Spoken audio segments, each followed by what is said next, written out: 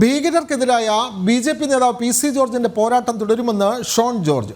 മാപ്പ് പറഞ്ഞിട്ടും PCയെ വേട്ടയാടുകയാണ്. ഹമാസ് നേതാവിനെ വേദി ഒരുക്കിയവർക്ക് ഇവിടെ കേസില്ല. ഭീകരരെ ഭീകരർ എന്നല്ലാതെ എന്ത് വിളിക്കണമെന്നും ഷോൺ ജോർജ് ചോദിച്ചു.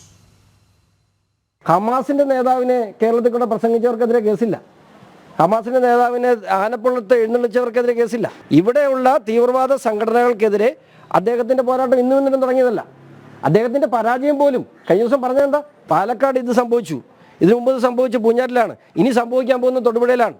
അപ്പോൾ വർഗീയ ധ്രുവീകരണം നടത്തി ജനാധിപത്യത്തെ അട്ടിമറിക്കുന്ന രാഷ്ട്രീയ സ്വഭാവമുള്ള ഇത്തരത്തിൽ ജനാധിപത്യത്തെ അട്ടിമറിക്കുന്ന ഇത്തരം തീവ്രവാദ സംഘടനകൾക്കെതിരെ, രാജ്യവിരുദ്ധ ശക്തികൾക്കെതിരെയുള്ള പോരാട്ടം PC ജോർജ് തുടരുക തന്നെ ചെയ്യും. അതിനകത്ത് അദ്ദേഹം ഉപേക്ഷിച്ച ഭാഷ തെറ്റായി പോയെങ്കിൽ തീർച്ചയായിട്ടും അതിന് അദ്ദേഹം ക്ഷമാപണം നടത്തിയിട്ടുണ്ട്. പിന്നെ നിയമത്തെ നിയമപരമായി നേരിടും. അഡ്വക്കേറ്റ് ഷോൺ ജോർജിന്റെ ശക്തമായ പ്രതികരണമാണ് നമ്മൾ കണ്ടത്. വിവരങ്ങളുമായി മിഥുൻ അയ്യപ്പൻ ചേരുന്നു. മിഥുൻ, ഷോൺ ജോർജ് ഇന്ന് പറഞ്ഞത് PC ജോർജ് പറഞ്ഞ വാക്കിൽ എന്തെങ്കിലും പ്രശ്നമുണ്ടെങ്കിൽ അദ്ദേഹം ക്ഷമാപണം പറഞ്ഞിട്ടുണ്ട്.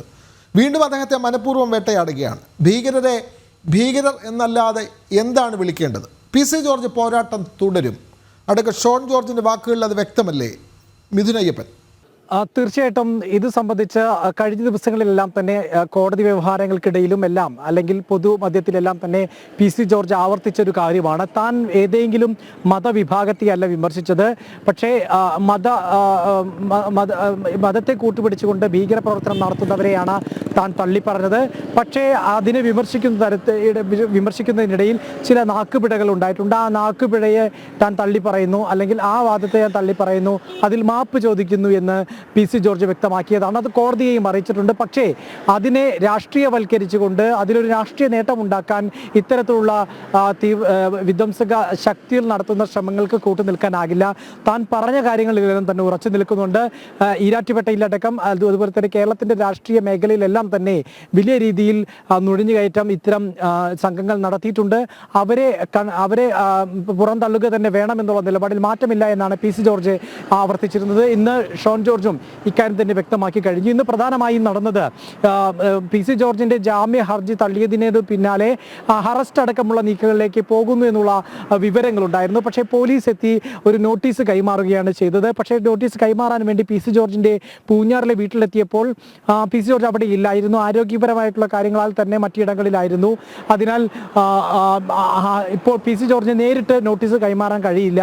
അത്തരമെങ്കിൽ 2 മണിക്കകം ഹാജരാവാനാകുമോ എന്നുള്ള കാര്യമാണ് പോലീസ് അന്വേഷിച്ചത്. പക്ഷേ മറ്റൊരിടത്തിലായതിനാലും ആരോഗ്യപരമായിട്ടുള്ള കാര്യങ്ങളായതിനാലും ഒരു സാവകാശം ആവശ്യപ്പെടുകയാണ് ചെയ്തത്.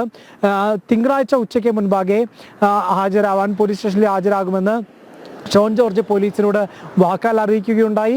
പിന്നീട് കത്ത് മുഖേന പോലീസിൽ അറിയിക്കുകയും ചെയ്തിരിക്കുകയാണ്. ഇപ്പോൾ പോലീസ് ഇത് സംബന്ധിച്ച് മറുപടിയൊന്നും നൽകിയിട്ടില്ല എന്നുള്ളതാണ് പ്രധാനപ്പെട്ട കാര്യം. പക്ഷേ ഉടനെ ധൃതിപ്പെട്ട ഒരു അറസ്റ്റ് അടക്കമുള്ള നടപടിയിലേക്ക് നീങ്ങുന്നില്ല എന്നുള്ളതാണ് നമുക്കിപ്പോൾ ലഭ്യമായിരിക്കുന്ന വിവരം.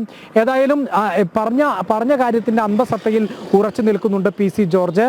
മറ്റു കാര്യങ്ങളെല്ലാം തന്നെ ഈ ഒരു വാക്കുപിഴയെ പിന്തുടർത്തിക്കൊണ്ട് നടത്തിയ ഇത്തരത്തിലുള്ള ഗൂഢമായിട്ടുള്ള രാഷ്ട്രീയ നീക്കം തന്നെയാണ് തനിക്കെതിരെയുള്ള ഈ പോലീസിന്റെ നടപടി.